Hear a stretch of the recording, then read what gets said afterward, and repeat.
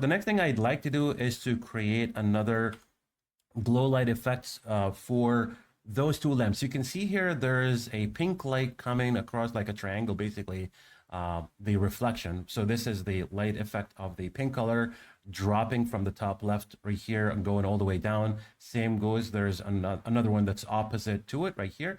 And I'm not going to worry about anything else. So we can see that there are ones that are at the top, like the sky blue ones. There's a spotlight on the top left and on the top right here. I'm not going to worry much about those. I'll just worry about those pink ones right here, basically, that are pointing to the dancing stage. So for this one, what I'm going to do is I'll go and grab a rectangle shape. So I'm going to click on the studio right here, and then I will open up the shapes, click on shapes right here, and I'm going to choose, like I'm going to open up the drop down menu, make sure that I select basic shapes, and then from here, because there are those triangles with sharp angles, I don't want those. I'm looking for one with rounded corners, so I can just keep scrolling until I find the one that I'm looking for, which is this one right here. As you can see, this is the one with rounded corners. I'm gonna have it, I'm sorry, oops, looks like I clicked an element by mistake. Okay, let's do that right here. And now I want to change this color to the pink color. So I'm going to open up its color settings, use the color picker again, right, to drag or to simply hover over the pink color over here. And now we have something set. So what we're going to do next is we're going to shrink this triangle. So I'm going to hold the Alt key, and then I can drag it, simply from the right side. You can do it from the left side as well. Doesn't matter, but as long as you hold the Alt key, that means that the adjustment will happen from the central point of the shape, like so, just like that, right?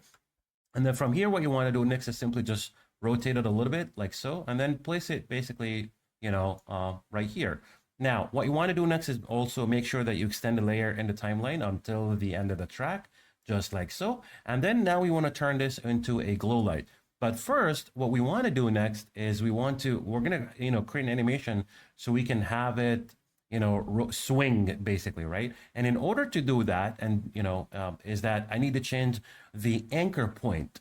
So first of all, now that I have this selected, I'm going to go to the settings panel, and then I'll find where it says the anchor point right here. And then I want to make sure that it's the top, the top center right here. So the arrow is going to be on the top center right there, top middle center basically, right? The reason for that is that when I rotate the triangle, this is the central point of where the animation is going to start from. So that means the angle of the swinging animation or the rotation is now going to be different versus if it was central. If I choose the center again, you'll see here the difference that this is the central point. It means that it's going to rotate or spin around its central angle, but I don't want that. So again, I'm going to change it to the top center, like middle top center, like so. That way, when I create a swing animation, it'll just swing like that, right? And that's basically what it means by changing the anchor point.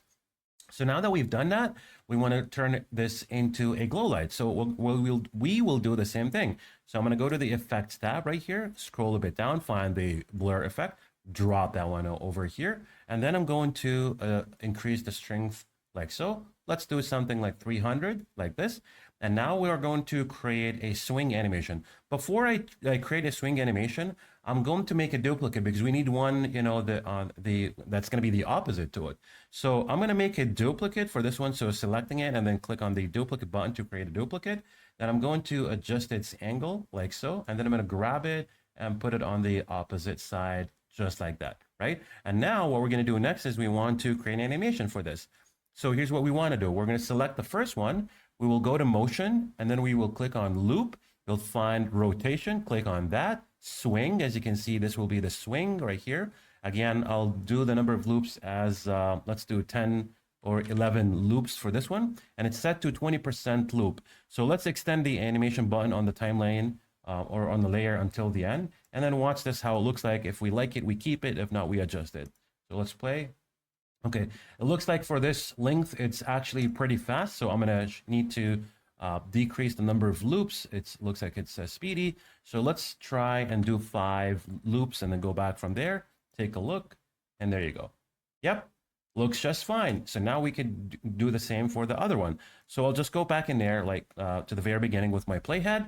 And instead of just, going through the steps again for the other triangle, I will simply click on the swing animation button on the first triangle, and then you want to copy that. And this is what's cool about the preset motion, is that you can copy and paste the animation from one layer to other layers, not not individuals. Like you can do this on an individual basis, but you can also select multiple layers and paste the animation to multiple layers. How you do that? We'll simply, again, click on the swing animation button, copy it as you normally would. So it's either Command or Control C to copy, then click on the second triangle, and then Control or Command V to paste it. And now when we press play, this is how it's going to look like. So I can make a little bit of difference again if you want to. So I can click on the second one, for example, and then maybe I can adjust, instead of the number of loops, I can adjust the rotation percentage. So instead of 20, maybe I can go for 25 for that one. So I can have some difference.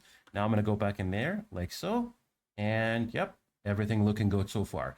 So this is how you can easily bring your scene to life using all those beautiful effects, so that it creates dynamics in your scenes and make it more attractive and engage with your audience.